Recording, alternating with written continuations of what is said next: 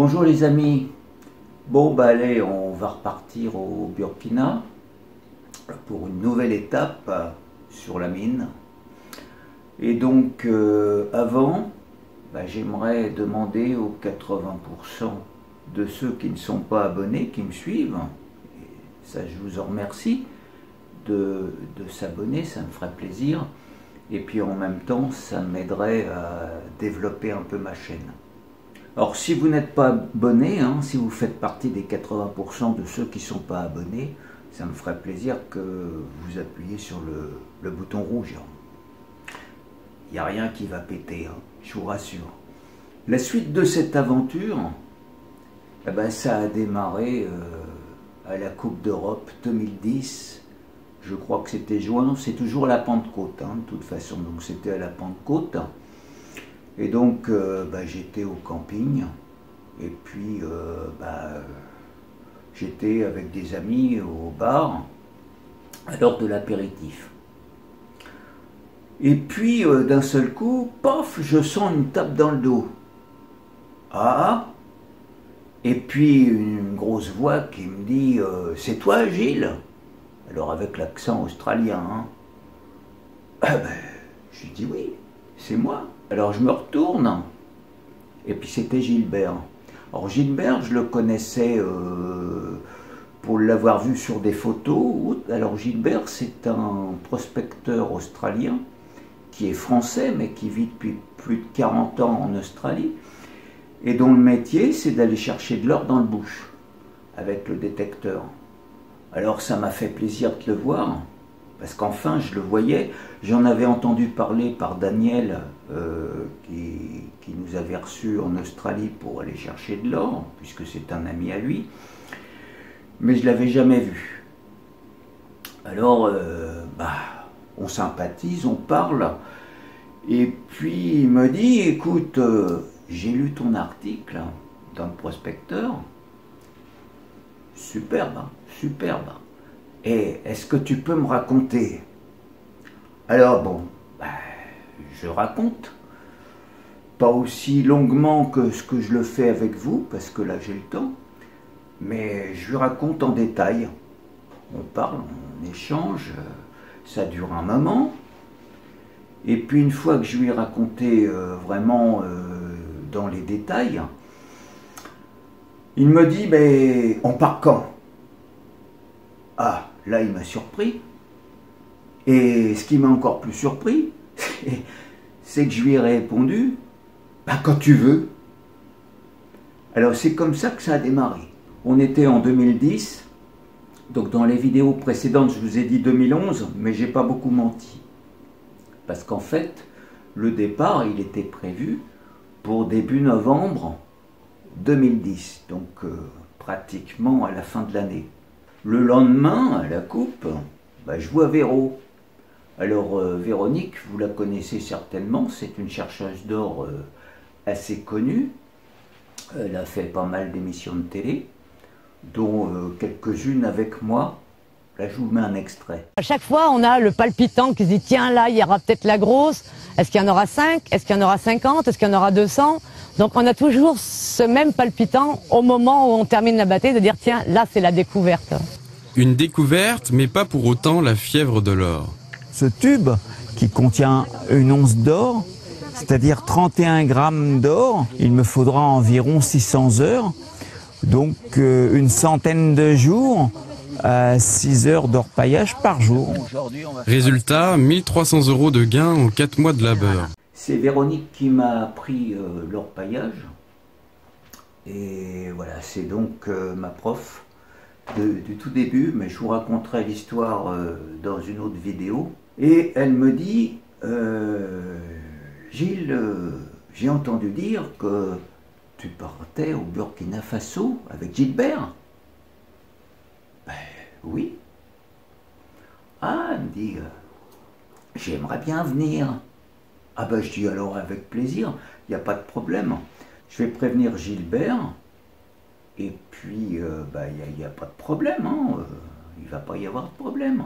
Alors dans la journée, je croise Gilbert, et puis je lui dis, écoute, je viens de voir Véro, elle veut venir avec nous. Il me répond du tac au tac, tu sais les nanas, elles sont pas faites pour ça, elles font rien de bien, on va pas s'encombrer de ça, qu'est-ce que tu veux? Je dis écoute Gilbert, si elle vient, elle est comme nous, elle participe aux frais, c'est une très bonne chercheuse d'or, elle aura sa place dans notre groupe. Comme Gilbert, il voyait que si Véro elle venait pas, moi j'annulais tout et j'y allais pas. Alors là, bon, il était obligé d'accepter. Après l'expérience que j'ai eue avec Marcus, ben, je voulais pas que ça se renouvelle. Il fallait pas qu'il y ait que Gilbert qui ait un détecteur et que nous, on le regarde faire comme ça. Alors bon, c'est vrai que j'en parle un petit peu. Je dis, je sais pas où je pourrais louer un détecteur en France. Un Minlab GPX 4500. Là, en France, ils sont pas utilisés parce que ce sont des détecteurs qui sont valables que dans des zones désertiques où il n'y a pas eu de traces humaines, pas de ferraille, pas de... Mais j'allais pas en acheter un parce que j'avais pas les moyens. Et puis, ben, il y a un copain avec qui j'allais orpailler. On était dans la rivière. Alors moi, je lui apprenais un petit peu, il débutait, je lui apprenais un petit peu à se servir de sa rampe de lavage. Et puis on parle, puis je lui explique. Je lui dis, voilà, je vais partir au Burkina. Ben bon, j'ai pas de détecteur, il va falloir que j'en trouve un. Il me dit, il n'y a pas de problème. Il me dit, moi j'en ai un GPX 4500. Parce que je comptais partir en Australie. Et donc j'en ai acheté un. Mais il est tout neuf, il est encore dans sa boîte. Je m'en suis jamais servi. Alors si tu veux, ben, je te le prête. Oh, mais j'ai dit non, tu ne me le prêtes pas. Je vais te le louer. Comme ça va amortir ton achat et ça arrangera tout le monde. Toi comme moi. Comment ça? Je dis non, pas question, moi je te le prête avec plaisir. Bon. Donc ça s'est fait. C'est comme ça que Véro et moi, on a pu avoir un détecteur. Au fil du temps, Gilbert, Véro et puis moi, on parle, on met un petit peu tout au point. Alors, il était question de vraiment continuer la mine, parce que de l'or, il y en avait encore et il y en avait encore. Et il fallait qu'on démarre quelque chose de sérieux. Alors, on était parti pour 3 mois. On s'est dit, si on trouve de l'or, on reste 3 mois minimum, la durée du visa, on les prolonge s'il faut, mais on crée une mine. On avait commencé à imaginer le nom de la mine avec nos initiales, mine machin, enfin, tout était en place. Et l'objectif premier, pour démarrer une mine, il faut des sous. Avec ce qu'il y a comme or là-bas, à 3, on devrait pouvoir se faire 1 kilo chacun. Comme avec Marcus, j'ai mis en place toute l'intendance et tout ce qu'il fallait pour, aussi bien pour les vaccins, comme entre-temps, moi j'avais déménagé de la région parisienne pour m'installer dans le Gard. J'étais sur place avec eux. À Gilbert comme à Véro, je leur dis il faut aller chez Air France. À Nîmes, il y en a un. Ils sont allés se faire vacciner.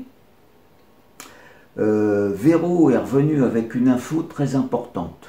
Elle m'a dit qu'elle avait discuté un petit peu avec le médecin qui lui a fait ses vaccins. Et elle a parlé un petit peu, comme je lui avais parlé de la Malarone, qu'il fallait aller chez le médecin faire une ordonnance pour acheter de la Malarone. Le médecin lui a dit, mais il y a mieux que la Malarone. Il y a le Doxypalu. Alors le Doxypalu, voilà la boîte. Alors, ça a l'avantage. Premier, alors il y a 28 comprimés dedans. La Malarone, il y en a une dizaine. La Malarone, la boîte, elle vaut 70 €. Quand on reste 1 mois ou plus, ça commence à faire cher. Parce qu'il faut un comprimé par jour. Et le Doxypalu, il vaut 10 fois moins cher. Alors le médecin lui a dit, c'est ce qu'utilise l'armée française pour ses troupes. C'est de l'antibiotique. Donc moi, quand j'ai été voir mon médecin Et je lui ai raconté ça. Donc elle me dit, je ne connais pas. Elle regarde, et effectivement, elle me dit, ben ça y est, oui, j'ai trouvé, j'ai vu, c'est de l'antibiotique, mais oui. Alors elle commence à lire. Ah bah oui, c'est la même chose. Et puis elle me dit, en médecin spécialiste des maladies tropicales, je suis enclin à le croire parce qu'il connaît bien son affaire. Donc elle me prescrit aussi du doxypalu, ce qui a fait faire des économies énormes. Il y a aussi les visas. Il y avait le consulat du Burkina Faso à Marseille. Donc je me renseigne et il s'avère qu'on pouvait envoyer les passeports par courrier. Alors on les a envoyés par courrier recommandé pour éviter que ça se perde. Les passeports partent, 2-3 jours après ils reviennent avec le visa sans problème, visa de 3 mois. Alors après avoir eu les visas, il nous fallait le billet d'avion. Alors là, j'y réfléchis un petit peu et je me suis dit, je vais téléphoner à André. Il va me conseiller, il va me dire pour les billets d'avion où je peux les avoir à un tarif intéressant. Et puis André, gentiment, comme c'est un gros client de compagnie aérienne, il me dit, tu téléphones à Olga chez Sahel Voyage, tu lui dis que tu téléphones de ma part. Donc je téléphone à Olga, très gentille.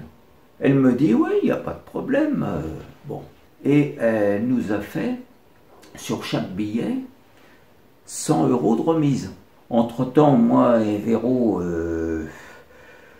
on a voulu essayer un peu le détecteur. On est allé dans le Gardon, dans des parties sèches, pour essayer de voir... se familiariser avec les réglages, avec tout ça. Véro, d'un seul coup, me dit « Ça sonne encore, ça sonne encore !» Il y avait quelques grains de sable. Et puis en regardant bien, il y avait une paillette d'or. Les détecteurs, on les avait en main. On a pu comme ça vérifier si le détecteur il marchait bien. Mais là il était... Le temps passait un petit peu. Fallait que je fasse les derniers préparatifs du voyage. Parce qu'à l'arrivée, on n'avait pas de voiture. Alors j'ai téléphoné à JB, Jean-Baptiste, au collège Saint-Philippe, dont je vous ai parlé. Je lui ai dit, écoute Jean-Baptiste, je vais venir avec des amis, on n'a pas de voiture, et puis l'hébergement, on ne sait pas trop. Hein. Elle me dit, il n'y a pas de problème. Pour la voiture, j'ai un ami qui en loue. Donc il a un 4x4 à louer. Pour l'hébergement, il y a un petit bâtiment avec un peu de terrain, tout ça clos à l'intérieur du collège. Il y a 3 chambres et puis un dortoir d'une dizaine de lits pour accueillir des éventuels donateurs ou autres qui voudraient voir sur place ce qui a été fait avec leur argent. Donc il me dit, il n'y a pas de problème, je vais te faire un petit prix, comme ça, nous, ça nous arrange, ça fait rentrer un petit peu de sous. Une chambre avec clim là-bas, c'était, on ne pouvait pas mieux rêver. Je téléphone aussi à Hervé, c'est avec lui que j'ai découvert le Burkina, on est allé la première année ensemble. Et lui, comme je vous le disais dans la première vidéo, il est resté, il a monté son entreprise, il achète des fruits et légumes à des gens qui les cultivent autour de Ouagadougou. Et puis lui, il les calibre, il les met en cajot, il les filme et il les revend aux mines d'or industrielles pour la cantine. Parce qu'il y a 700-800 employés dans ces grandes mines d'or, donc il y a une masse de vente très importante. Donc, comme ça, il a réussi à s'implanter. Je lui annonce notre venue. Il était content parce que bon, il y avait longtemps qu'on ne s'était pas vu. Je lui donne le jour d'arrivée. Et puis je lui dis, écoute, il nous faut un hôtel pour la première nuit. Donc je pensais au pavillon vert. Alors il me dit, oui, il n'y a pas de problème, c'est un ami. Donc, et il me dit, pour le change, Il ne faudra pas aller à la banque hein, à Ouaga. Il dit, moi j'ai besoin d'euros parce que j'ai beaucoup de francs CFA. Quand je rentre en France, comme ça me permet d'avoir des euros directs. Hein. Et puis de ne pas être assommé avec les frais de change non plus. Peu de temps, un mois avant notre départ, je croise mon propriétaire, Michel Lacombe, qui est aussi le patron du camping du Chercheur d'Or. Salut Gilles, et puis on parle, puis lui aussi il est au courant. Il me dit, écoute, si tu as un endroit qui donne 2 grammes au mètre cube, moi ma grosse pelleteuse que j'ai au camping, je la fais mettre dans un container, et puis je viens avec vous, avec. Ça commençait à prendre des proportions là. Là si on avait une pelleteuse sur place, donc à nous, de faire le premier kilo chacun.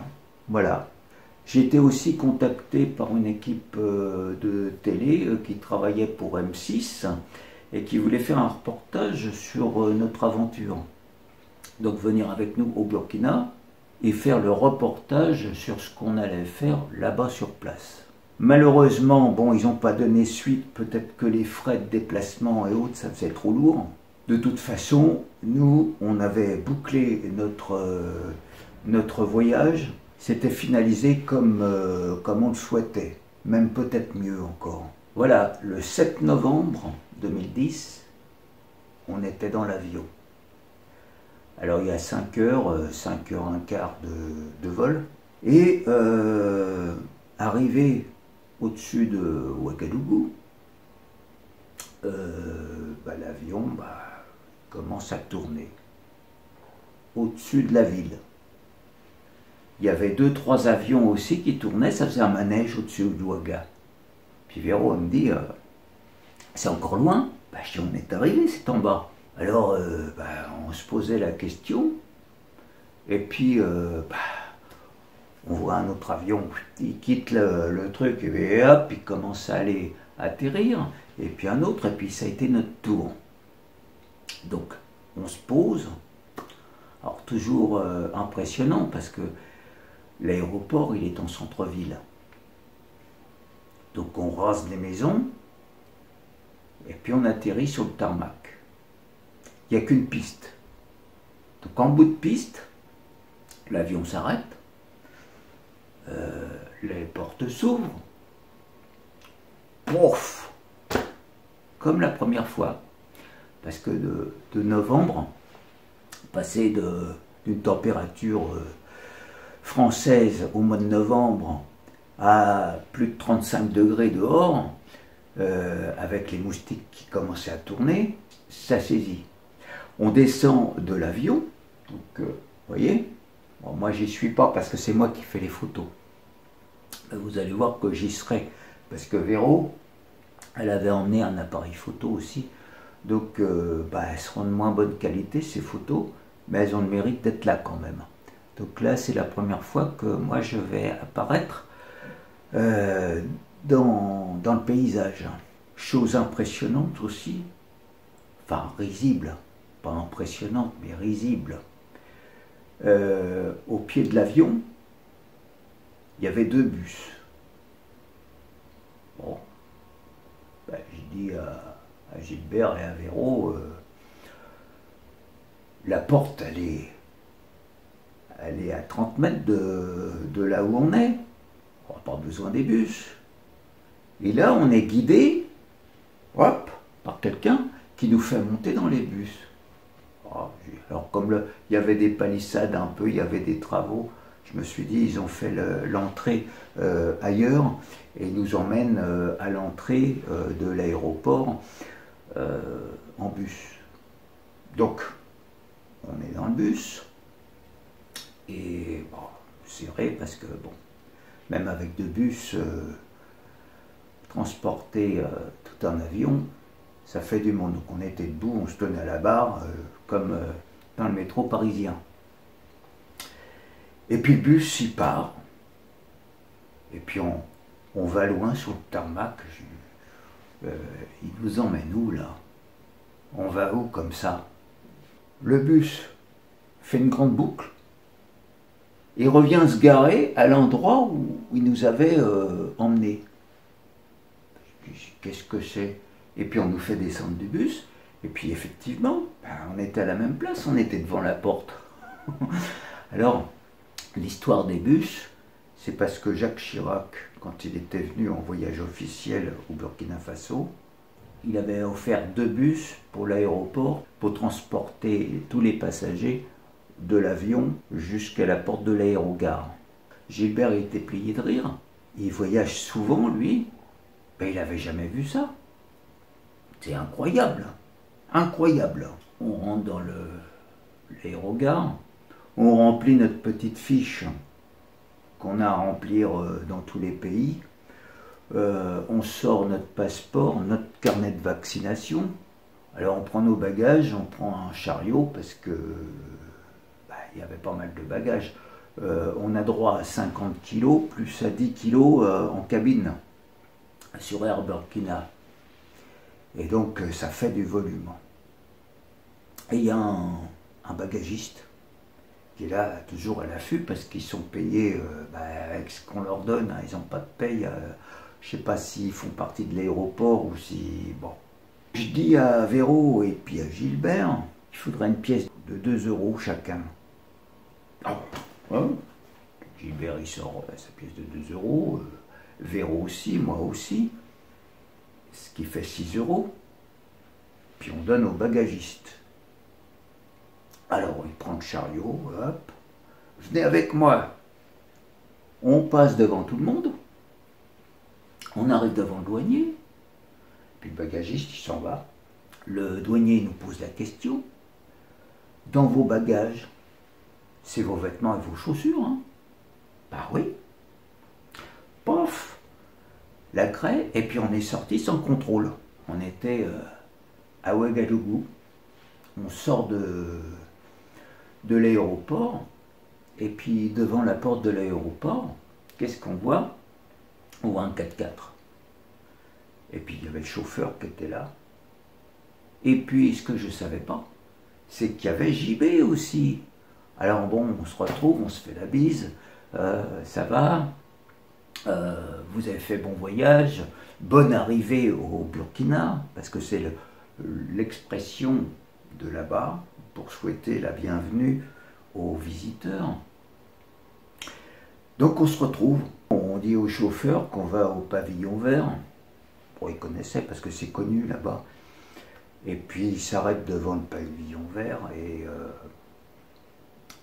on descend nos bagages et puis on va à la réception. On prend 3 chambres. Il n'y avait pas de problème. Alors c'est un hôtel, il y a une sorte de jardin tropical au centre et le bâtiment il fait un peu le tour avec un balcon qui on monte et puis on va chacun déposer nos affaires dans notre chambre. Et puis je téléphone à Hervé. Donc Hervé me dit j'arrive. Un petit moment après Hervé arrive. Bon, il connaissait bien Véro aussi. Gilbert il ne le connaissait pas, mais pas de problème. On s'installe à une table dans le jardin. Il y a le patron de l'hôtel qui arrive. Et il s'installe avec nous aussi, parce que bon, c'était un ami d'Hervé. On prend un truc frais, on discute, voilà. Avec Hervé, on fait nos affaires, parce que on a changé de l'argent, changé des euros. On avait pris des euros en espèces pour pouvoir faire le change avec Hervé. Donc il nous change, pour nous 3, il nous change 1 million CFA, sans problème. Il a sorti de sa poche. Donc là, tout le monde était content. Et puis à Hervé, je lui ai dit, écoute, mes amis, je ne voudrais pas les brusquer, les plonger dans la vie africaine directe. Faut un atterrissage en douceur. Je pensais qu'on aurait pu aller dîner au Gondwana. Alors, le Gondwana, c'est un restaurant, un bon restaurant, top niveau pour Ouagadougou. C'est un ami d'Hervé aussi, que je connais aussi, Mathias, qui l'a monté. Donc il a l'originalité d'être monté avec des tentes Touareg. Donc c'est des tentes Touareg mises bout à bout, ça fait une sorte de grande tente. Et donc c'est meublé typiquement africain. Pourquoi? Parce que Macias est un spécialiste d'objets d'art africains. Donc comme le restaurant lui appartient, eh ben, il a décoré son restaurant avec tous les objets africains qu'il avait, c'est top. Il a fait importer du sable du désert pour mettre une couche de 10 cm par terre. C'est d'une douceur incroyable. C'est Véro qui a fait les photos parce que bon, moi, le gros matériel, je ne l'avais pas sorti pour aller au resto. Véro, elle avait dans sa poche son petit appareil photo. Donc il y avait JB qui était là, il y avait Hervé, il y avait puis nous trois. Et donc Hervé, il avait été pendant un temps gérant du Gondwana. On est entré en VIP là. Et on rentre pour aller dans un petit salon qui nous avait été réservé. Et on passe devant une table. Il y avait 6 personnes qui étaient à la table et il y a un monsieur qui se lève et puis qui vient nous serrer la main.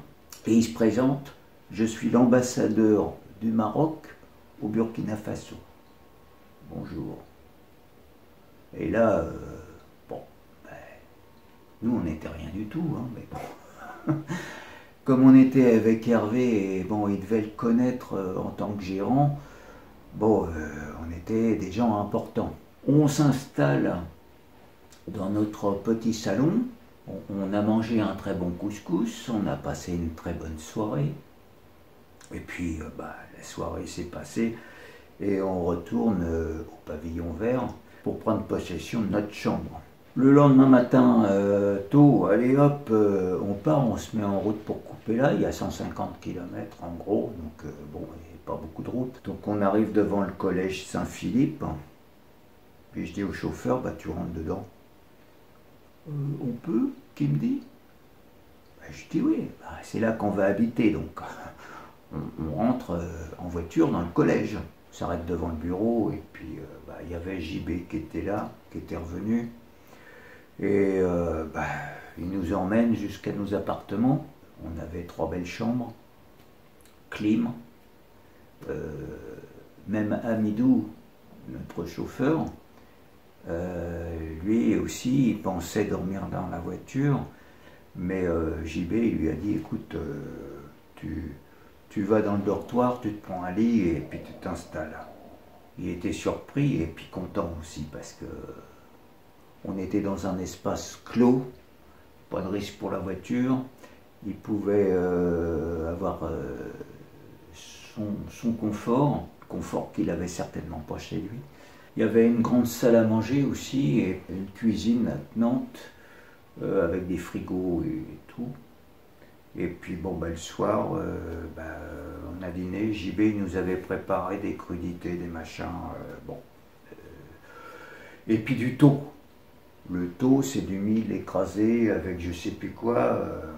C'est une sorte de, pas de gâteau de riz, mais voilà, ça se présente pareil, avec une sauce, on y a goûté, mais c'est tellement fade que c'est insipide. C'est la nourriture, je dirais, un peu traditionnelle là-bas. Le lendemain matin, 5 h, allez hop, tout le monde debout. Il faut qu'on parte à 7 h. Donc on prend le petit déjeuner. J'avais pris soin de prendre 4 kilos de café et puis une cafetière italienne pour qu'on se fasse du bon café le matin et ou dans la journée aussi. Parce que là-bas c'est Nescafé. Hein. Nescafé partout. On ne connaît pas le vrai café. Une fois le petit déjeuner pris, agréable dehors sur la terrasse, on se met en route. Et puis moi je guide Amidou pour trouver le bon chemin parce que c'était piste de terre. Ça fait 9 km de piste de nature à traverser. Mais en gros 3 heures pour y arriver. Et puis je sais pas, j'ai dû me gourer quelque part.